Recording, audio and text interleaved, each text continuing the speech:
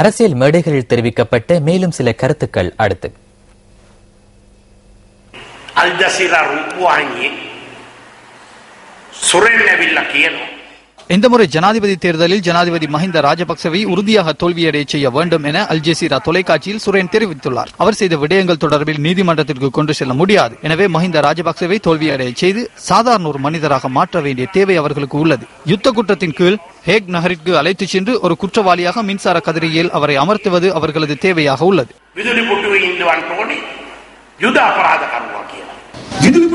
மின்சார கதிரையில் அமரப்போவது மஹிந்த ராஜபக்சவல்ல, இந்த நாட்டின் ஆடை கைத்தொழிலுக்கே அந்த நிலைமை ஏற்பட்டுள்ளது. எமது நாட்டில் ஆடை தொழிற்சாலைகளில் தொழில் புரிந்தவர்களுக்கு இன்று மின்சார கதிரையில் அமர வேண்டிய நிலை ஏற்பட்டுள்ளது. இன்று தொழிற்சாலைகள் மூடப்படுகின்றன. 2005ஆம் ஆண்டிலிருந்து 2013ஆம் ஆண்டு வரை 283 தொழிற்சாலைகள் மூடப்பட்டுள்ளன. இலங்கையின் மீன்களை கொள்வனவு செய்வதில்லை என ஐரோப்பா தீர்மானித்துள்ளது. மீனவர்களை மின்சார கதிரையில் அமர்த்தியுள்ளனர். இன்று மீன்களை விற்க முடியாமையினால் மீனவர்கள் வீதிக்கு இறங்கி ஆர்ப்பாட்டத்தில் ஈடுபடுகின்றனர்.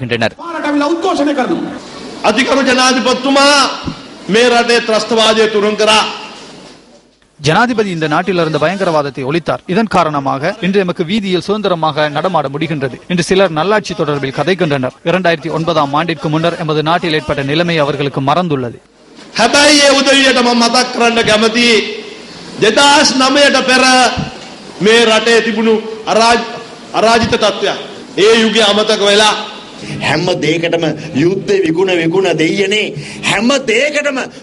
அனைத்து விடயங்களுக்கும் யுத்தத்தை காரணம் காட்டுகின்றனர். முழு நாடும் இணைந்து முன்னெடுத்த போராட்டத்தின் பிரதிபலனை தனியாக அனுபவிக்கின்றனர். எனவே 8ஆம் தேதி அவர்களை துரத்திவிட வேண்டும் என்று முழு நாட்டையும் சீனாவுக்கு வழங்கியுள்ளனர். இந்து சமுத்திரத்தின் முத்து என்று எமது நாட்டை முன்னர் வர்ணிப்பார்கள். எனினும் இன்று எவ்வாறு கூறுவது? இந்து சமுத்திரத்தில் உள்ள சீனாவின் இலங்கை என்றே கூற வேண்டும்.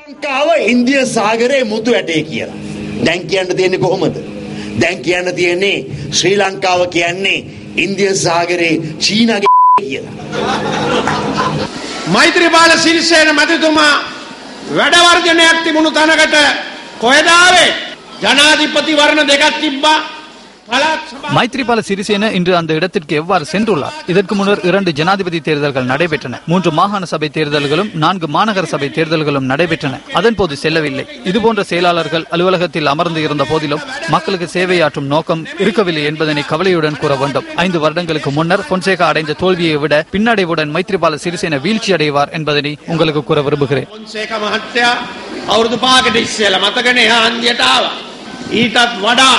පරාජයකට මෛත්‍රීපාල සිරිසේන වැටෙනවා කියන ටික අපි තමුන්නාන්සලට කියනවා. මේ රට මේ අයගෙන් බේර ගන්නවද? ඒකාධිපති පාලනයෙන් அவர்களிடமிருந்து நாட்டை பாதுகாப்பது மற்றும் சர்வாதிகாரிடமிருந்து நாட்டை பாதுகாப்பது தொடர்பில் நாம் தீர்மானம் எடுக்க வேண்டும். சர்வாதிகாரத்தை தோற்கடிக்கும் முயற்சியில் இன்று பல சக்திகளும் ஒன்றிணைந்துள்ளன. எனவே ஜனவரி 8ஆம் தேதி தேர்தலின் பொழுது மேலதிக 10 லட்சத்துக்கும் அதிகமான வாக்குகளால் பொது வேட்பாளர் மைத்ரிபால சிறிசேன வெற்றி பெற்று நாட்டில் ஜனாதிபதியாகுவார்.